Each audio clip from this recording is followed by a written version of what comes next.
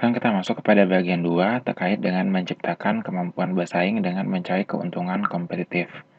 Nah, di sini langkah pertama adalah mengenai sumber keuntungan. Sumber keuntungan itu bisa diperoleh dari kemampuan superior atau dari sumber daya yang superior.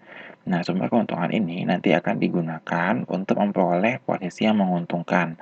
Di mana nanti posisi yang menguntungkan ini itu akan menjadi pendorong untuk memperoleh keuntungan yang dapat bersaing dalam jangka panjang. Nah, di sini dalam menciptakan kemampuan bersaing dengan mencari keuntungan kompetitif, itu it's not what you have, but how you use it.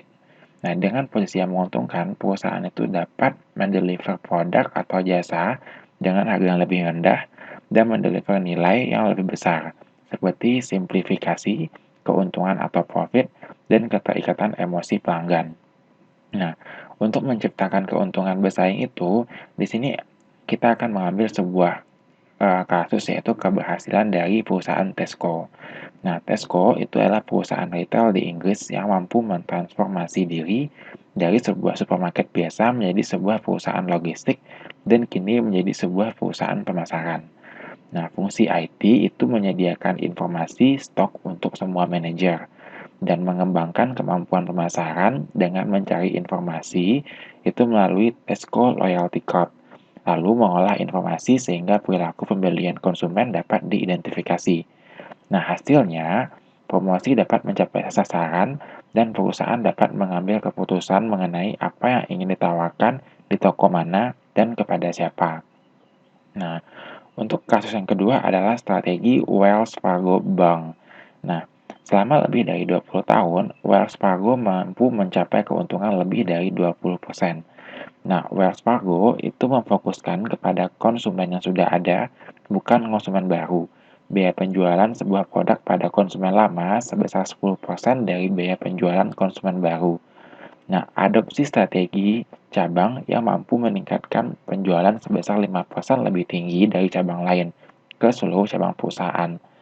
Nah, tantangan CIO-nya adalah sistem dan teknologi yang memberikan gambaran jelas tentang pelanggan dan kebutuhannya yang bisa diakses siapapun dalam perusahaan. Nah, berikutnya kita akan melihat kasus dari teknologi infan milik LAC. Nah, LAC itu berinvestasi dalam bentuk sistem pengiriman teknisi yang mutakhir yang terpusat pada 3 lokasi di UK. Nah, teknologi infan ini yaitu terdiri dari navigasi satelit, sistem diagnosa yang terhubung dengan pusat, dan mobil konsumen.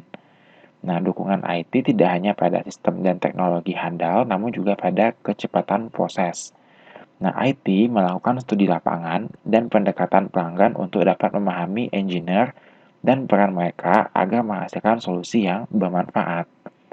Nah, berikutnya kita akan melihat untuk kasus dari pendekatan customer focus container store. Nah, ini adalah perusahaan yang berbasis di Amerika Serikat yang menyediakan jasa penitipan barang pribadi dan produk organisasi.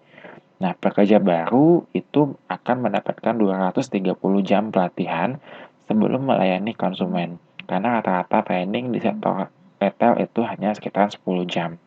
Dan dukungan sistem IT untuk customer focus solution yang fleksibel dan memudahkan salesperson bekerja.